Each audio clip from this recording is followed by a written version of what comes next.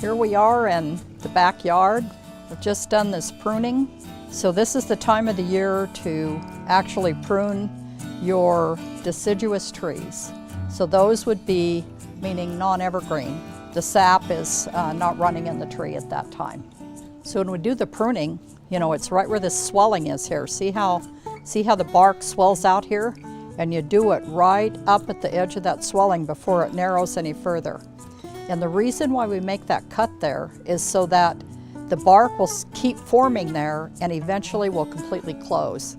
So here's one here that's about 3 years old. And you can see that that cut, which was that big, has formed a lot of bark around it. And that cut will eventually completely close and you won't even know that that cut was there. We're going to prune this climbing rose. It'll eventually, you know, get up on the trellis. And so this is the time of the year to do it, no later than Valentine's Day. So what you want to do is you want to look for a place where it's actually going to create a bud that's going to come out and grow up this direction.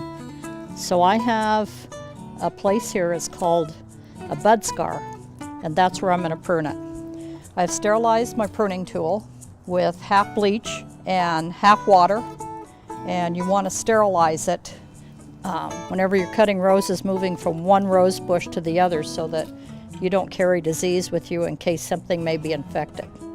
You're going to cut about 1/4 of an inch above that bud scar at a 45-degree angle.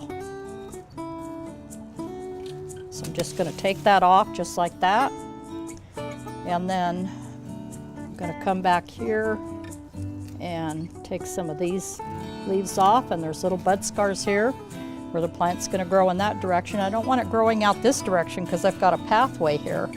So now what I do is I take some carpenter's glue, and what I'm going to be doing is actually putting that on the edge where my pruning cut is.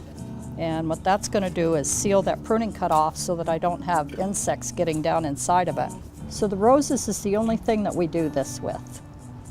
So this is Lantana, and Lantana is very popular in our landscape and does great here.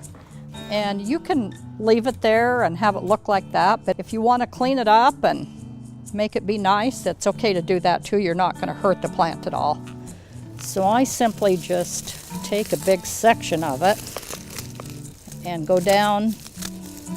This is the ground cover Lantana, and I just cut this about 1 inch above the ground. And it goes pretty quickly because you just, you know, you gather up these big sections. And sometimes people think their Lantana is dead and then they'll pull them out, but you don't want to do that. Like with the bougainvillea, just wait till spring and see where the new growth is coming out and cut back to that. So we made really short work of that. Look at how nice that looks now.